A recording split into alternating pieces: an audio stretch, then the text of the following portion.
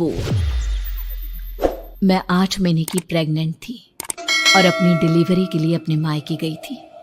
माँ ने मुझे फोन पर बताया, घर के पीछे की तरफ जो खाली जमीन थी ना, वहां पर एक नया कमरा बनवा लिया है। इतने सालों के बाद जैसे ही अपने घर में कदम रखा, कुछ अलग सा लगा। माँ, ये घर के पीछे की तरफ नया कमरा बनवाने की क्या जरूरत थी? अरे बेटा, घर के पीछे दूर दूर तक खाली जमीन है। तेरे पापा को कई दिनों से लग रहा था कि यहाँ पर एक कमरा बनवा लेंगे तो ताजा हवा मिल जाया करेगी। अब तो ये सब छोड़ और चल जल्दी से दूध पी ले। माँ, मैं थोड़ी देर में पी लूंगी, आप सो जाओ। मैंने दूध का गिलास उठाकर उस खिड़की में रख दिया। पता नहीं कब आंख लग गई। अचानक से खिड़की के पल्लों के खड़कने की तेज आवाज आई। दूध का गिलास धड़ाम से जमीन पर आ गिरा। जमीन पर गिरते ही दूध का रंग लाल हो चुका था। मैंने खिड़की से झांक कर बाहर देखा। चारों तरफ धूप अंधेरा था। उस अंधेरे की तरफ से कुछ आवाजें आ रही थी, जैसे छोटे बच्चे आपस में खिलखिलाकर मस्ती कर रहे हो।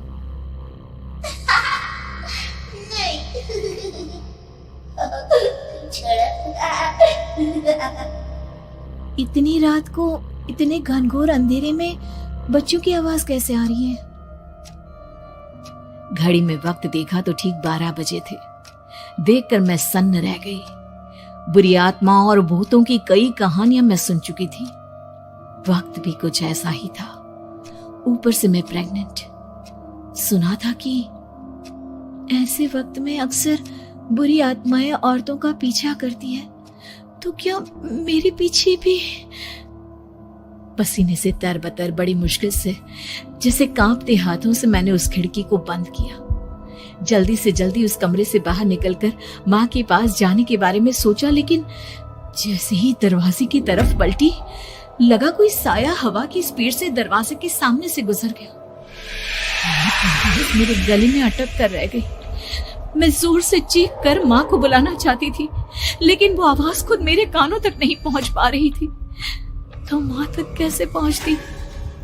खिड़की के पल्ले एक बार फिर तेज हवा के झोंके से धड़ाम करके खुल गया और पूरी ताकत से मैं चीख पड़ी। जानती थी मेरी चीख की आवाज सुनकर कुछ ही सेकंड में माँ वहां पहुंच जाएगी, लेकिन ऐसा कुछ हुआ ही नहीं।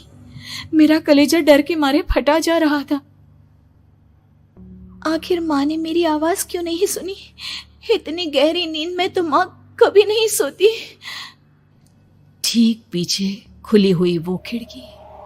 मुझ में इतनी ताकत नहीं बची थी कि मैं पलटकर उस तरफ देख भी सकूं।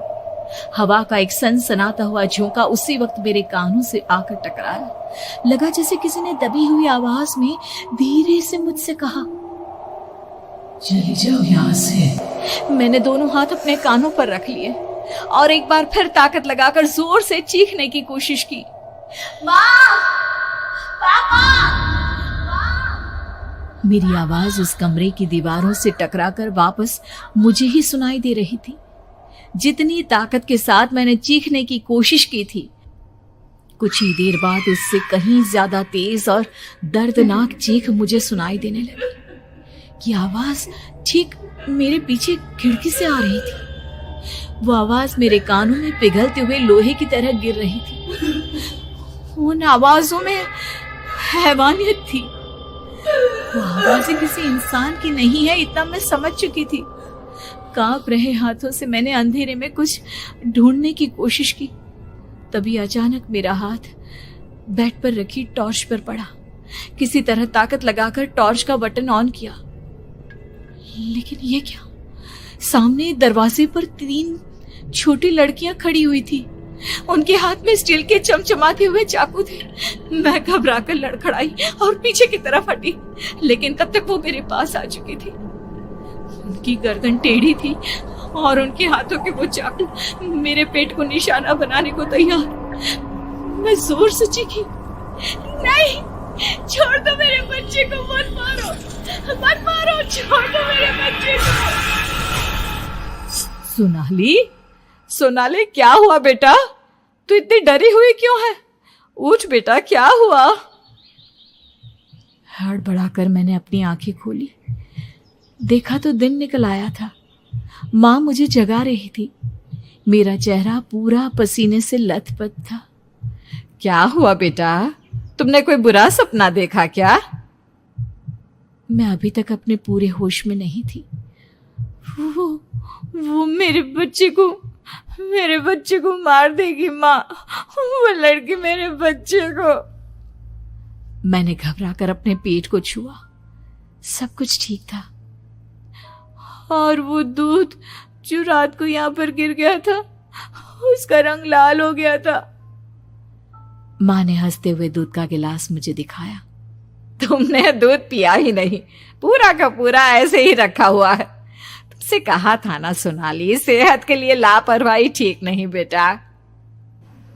लेकिन मैंने तो सब कुछ अपनी खुली आंखों से देखा था।